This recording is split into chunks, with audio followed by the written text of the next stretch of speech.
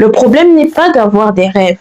Le problème n'est pas d'avoir des objectifs. Le vrai problème commence quand l'être humain ne dit plus « Seigneur, conduis-moi », mais « Univers, obéis-moi ». La foi chrétienne n'est pas une passivité fataliste. La Bible ne nous demande pas d'être des êtres faibles, sans volonté, sans vision et sans responsabilité. Dieu nous a donné une intelligence, un libre arbitre, une capacité à décider, à travailler, à construire et à choisir. Mais la Bible nous rappelle aussi que l'homme n'est pas Dieu. Nous pouvons semer, mais nous ne contrôlons pas toute la moisson. Nous pouvons planifier, mais nous ne maîtrisons pas toute l'histoire. Nous pouvons prier, mais nous ne commandons pas Dieu. C'est là que se situe la différence fondamentale entre la foi chrétienne et certaines formes modernes de manifestation New Age. Hello, bienvenue sur ma chaîne, un espace de lumière, de foi et de vérité. Motivation chrétienne, décryptage et analyse, commentaires chrétiens pour grandir, comprendre et discerner. Hello, bienvenue sur ma chaîne, ici on parle avec le cœur, avec sagesse, foi et profondeur. Abonnez-vous, likez, partagez, restez connectés. Que Dieu vous bénisse, que Dieu vous bénisse. Prier, ce n'est pas dire à Dieu « Voici mon plan, exécute-le ». Prier, ce n'est pas utiliser le nom de Jésus comme une formule magique. Prier, ce n'est pas forcer le ciel à obéir à nos désirs. Prier, c'est venir devant Dieu avec notre cœur, nos besoins, nos rêves, nos peurs, nos blessures, mais aussi avec cette phrase difficile et magnifique « Seigneur, que ta volonté soit faite ». Bonjour à tous, j'espère que vous allez bien. Dans la première partie, on a parlé du New Age, de la manifestation, du karma, de la pensée positive, de l'autosuggestion et de tout ce qu'il y a autour de ce courant de pensée. Et de cette idée très répandue aujourd'hui, selon laquelle l'être humain pourrait créer toute sa réalité par la seule force de ses pensées, de ses paroles, de ses vibrations ou de son alignement énergétique. Et donc aujourd'hui, dans cette deuxième partie, je voudrais qu'on entre plus en profondeur dans la dimension biblique et théologique. Quelle est la différence entre prier et manifester? Est-ce que la foi chrétienne nous demande d'être passifs? Est-ce que croire en la volonté de Dieu veut dire renoncer à tout projet personnel? Comment garder son libre arbitre, agir, travailler, espérer et demander tout en reconnaissant que Dieu reste Dieu? Et surtout, comment ne pas transformer la foi en technique de contrôle? Parce que c'est là que tout se joue. Beaucoup de personnes aujourd'hui confondent la foi et la manifestation. Parce que de l'extérieur, les deux peuvent sembler similaires. Dans les deux cas, on parle de croire. Dans les deux cas, on parle de déclarer. Dans les deux cas, on parle d'espérer, d'attendre quelque chose qui n'est pas encore visible. Mais en réalité, la logique intérieure n'est pas du tout la même. Dans la manifestation New Age, la question centrale est souvent comment attirer ce que je désire. Or, dans la prière chrétienne, la question centrale est plutôt Seigneur, comment je peux aligner mon cœur avec ta volonté? Dans la manifestation, mon désir est souvent le centre. Dans la prière, c'est Dieu qui est le centre. Dans la manifestation, je cherche souvent à faire venir la réalité vers moi. Mais dans la prière, je laisse aussi Dieu transformer mon regard, mon cœur, mes priorités et mes motivations. Dans la manifestation, je veux absolument que l'univers obéisse à ma volonté. Mais dans la foi chrétienne, j'apprends à dire « Seigneur, que ta volonté soit faite ». Et cette phrase-là, elle est fondamentale. « Seigneur, que ta volonté soit faite ». Quand Jésus apprend à ses disciples à prier, il ne dit pas « déclarez votre volonté jusqu'à ce que le ciel cède ». Il ne dit pas « visualisez votre succès jusqu'à ce que l'univers vous l'envoie ». Il ne dit rien de tout cela. Il ne leur dit pas « répétez des phrases positives, répétez des mantras et vous allez attirer l'abondance ». Jésus leur enseigne le Notre Père. Et au cœur du Notre Père, il y a cette phrase « que ta volonté soit faite sur la terre comme au ciel. C'est une phrase que nous récitons parfois de façon machinale, sans vraiment prendre le temps d'en mesurer l'impact. Mais c'est une phrase qui est profondément révolutionnaire. Cette phrase signifie: Seigneur, je ne veux pas seulement que tu bénisses mes plans. Je veux que ta volonté devienne mon orientation. Je veux que mon cœur soit disponible. Je veux que mon intelligence soit éclairée et je veux que mes désirs soient purifiés. Je veux que ma vie soit conduite par toi.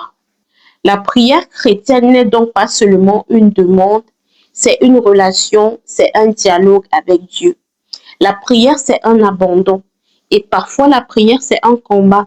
J'en parle très régulièrement sur cette chaîne, que la prière, c'est le combat spirituel. Et parfois, la prière, c'est également une supplication ou tout simplement un silence expectatif. C'est parfois une attente, mais ce n'est jamais une technique magique, ce n'est jamais une formule magique. Et c'est là qu'il faut être très vigilant. Parce qu'on peut parfois reprendre des logiques de manifestation en les habillant d'un vocabulaire chrétien. Vous verrez que de plus en plus de gens essayent de mélanger le New Age avec la foi chrétienne pour la rendre plus acceptable.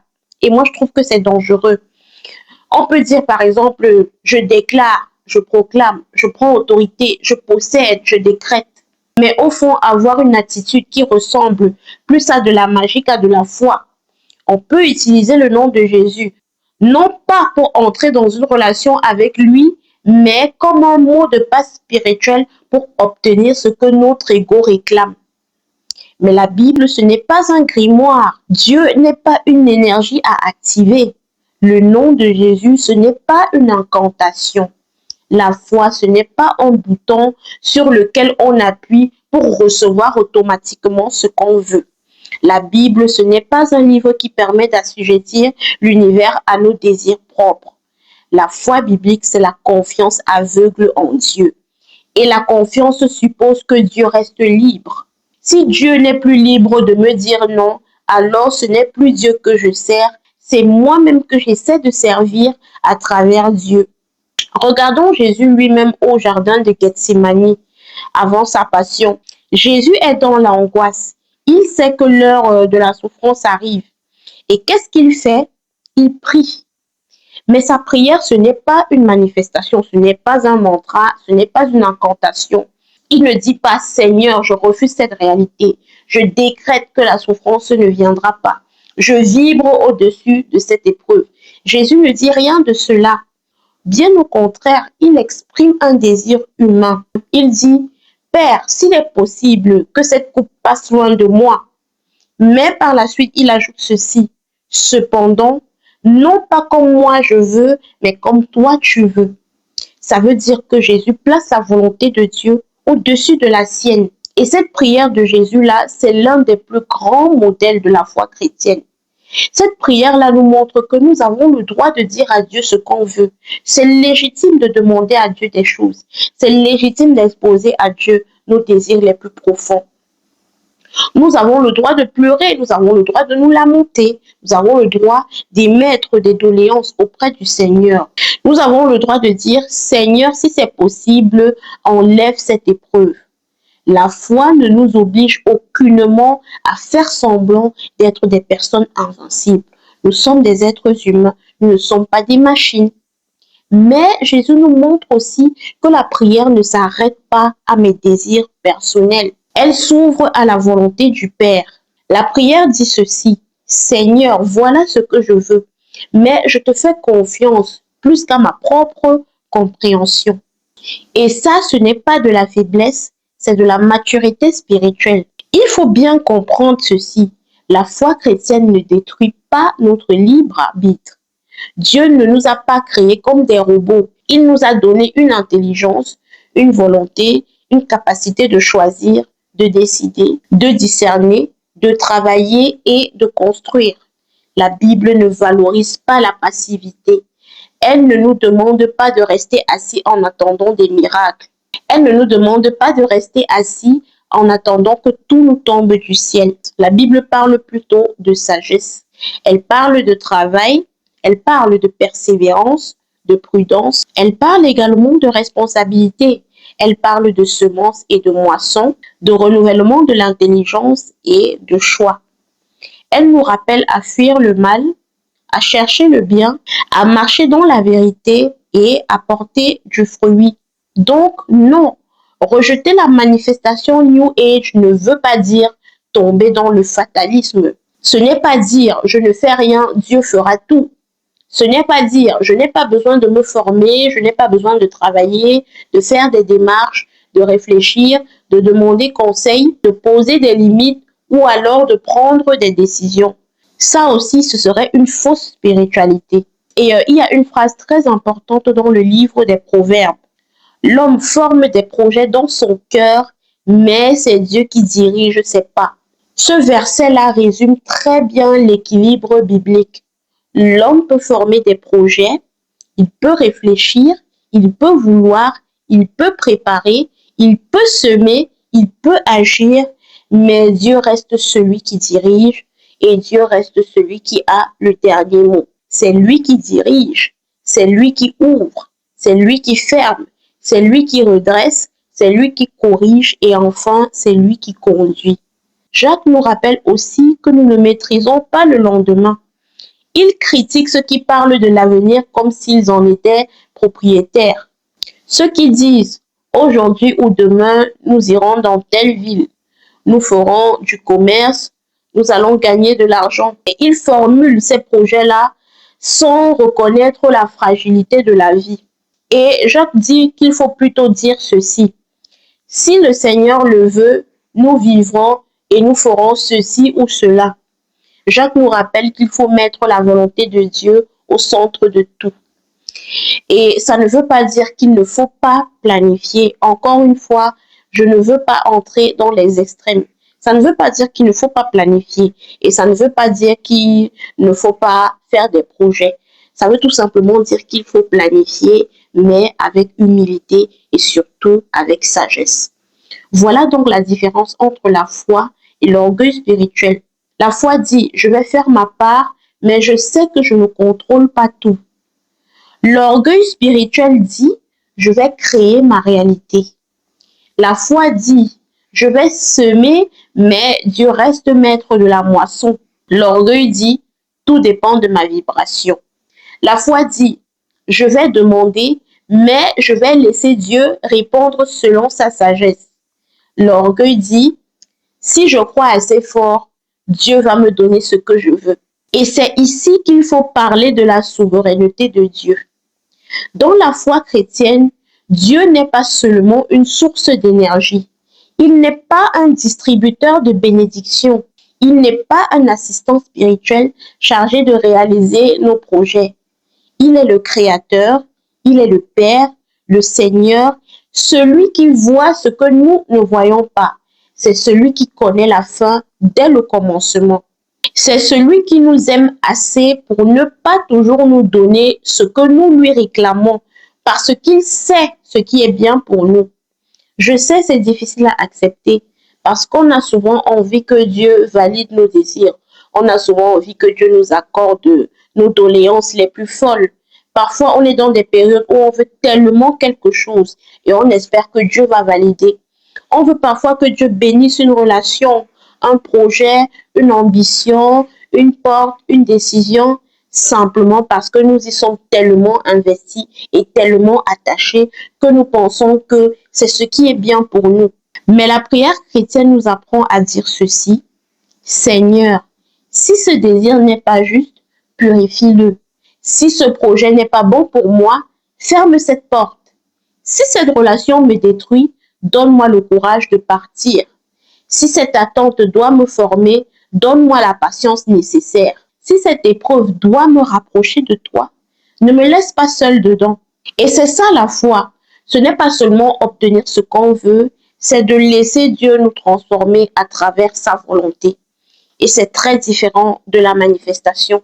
Parce que la manifestation, dans sa version la plus populaire, cherche souvent à aligner la réalité avec nos désirs personnels. La foi chrétienne, quant à elle, elle cherche plutôt à aligner nos désirs avec la volonté de Dieu.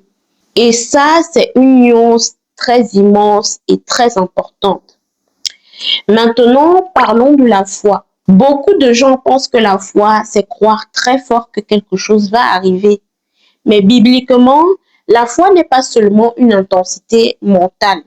Ce n'est pas juste se convaincre très fort.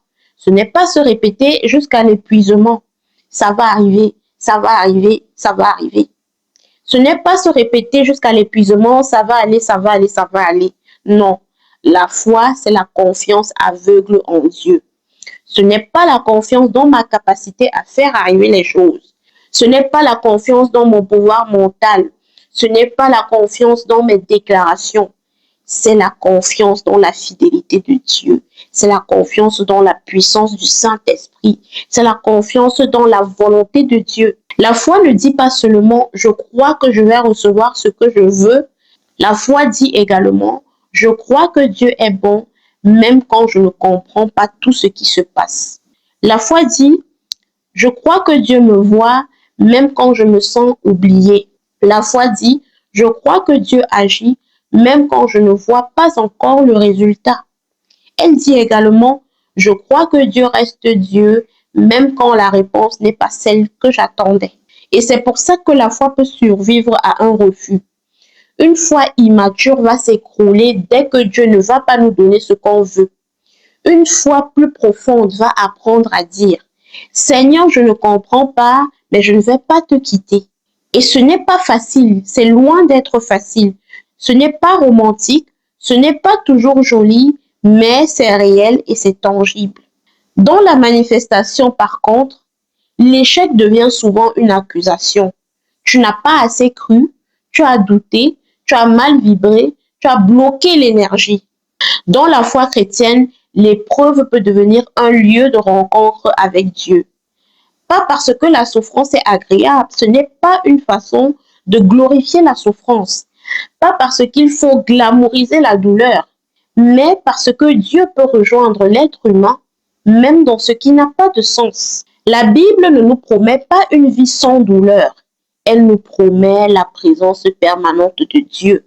La Bible ne nous promet pas que tous nos désirs seront satisfaits. Elle nous promet que Dieu travaille en profondeur avec ceux qu'il aime. Elle ne nous promet pas que nous allons tout comprendre immédiatement, mais elle nous invite à marcher par la foi. Il faut également parler du discernement pratique. Comment savoir si je suis dans la foi ou si je suis en train de glisser dans la manifestation New Age? Et la première chose, c'est de se poser la question, à qui est-ce que je m'adresse quand je prie? Je m'adresse à Dieu ou à l'univers? Ou alors à une énergie impersonnelle, à mes vibrations ou à une force cosmique? Si la question est non, alors comprenez qu'on s'adresse à Dieu. On s'adresse à un Dieu vivant, à un Dieu qui parle, à un Dieu qui nous a créés, à un Dieu qui nous connaît, qui nous voit, qui nous aime, qui nous corrige et qui nous conduit. La deuxième question, c'est est-ce que je cherche la volonté de Dieu ou alors je cherche la validation de mes désirs personnels? Parce qu'on peut prier avec un cœur fermé. On peut prier en disant à Dieu, je veux ça et je ne veux rien d'autre. Et si tu ne me donnes pas cela, je ne vais plus te prier, je ne vais plus te louer, je ne vais plus te glorifier. Je veux ceci et rien d'autre. Mais la vraie prière ouvre un espace où Dieu peut aussi te répondre autrement. Où Dieu peut même te proposer quelque chose qui est 100 fois mieux que ce que tu as demandé. La troisième question, c'est est-ce que cette pratique me rend humble ou alors toute puissante? Si la question est non, on va se dire que la vraie foi me donne du courage, mais elle ne nourrit pas mon orgueil. Elle me donne une identité, mais elle ne me fait pas croire que je suis Dieu.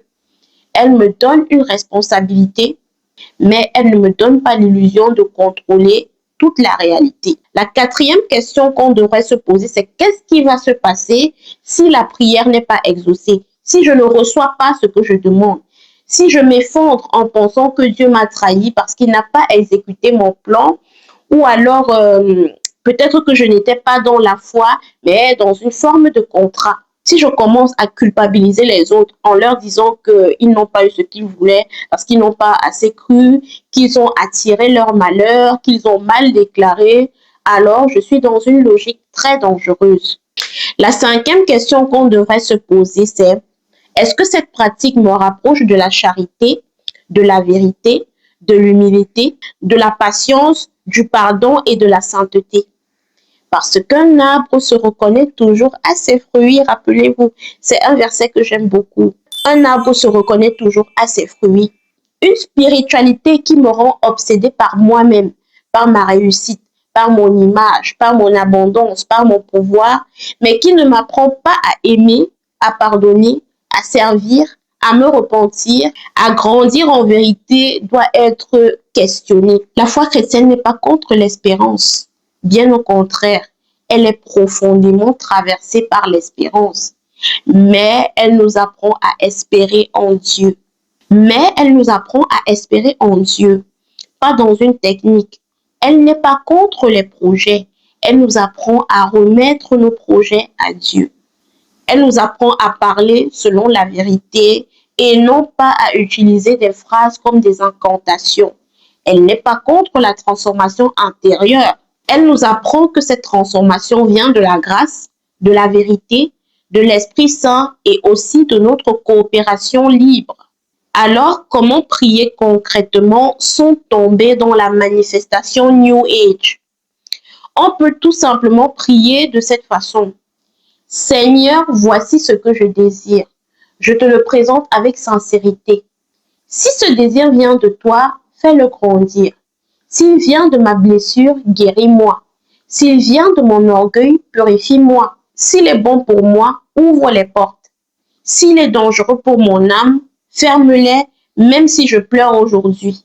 Donne-moi la sagesse pour agir, la patience pour attendre, le courage pour renoncer, l'humilité pour écouter et la foi pour continuer à marcher avec toi. Cette prière est très différente de la manifestation. Elle ne dit pas univers, obéis-moi. Elle dit Père, conduis-moi. Et dans cette prière, il y a à la fois le libre arbitre et l'abandon. Je ne suis pas passive. Je demande la sagesse pour agir. Je demande la force de faire ma part, mais je reconnais aussi que Dieu voit plus loin que moi. Et ça, c'est peut-être l'équilibre chrétien le plus difficile. Agir sans orgueil, attendre sans passivité, demander sans exiger, espérer sans idolâtrer, renoncer sans désespérer. Le chrétien n'est pas appelé à subir sa vie, il est appelé à marcher avec Dieu.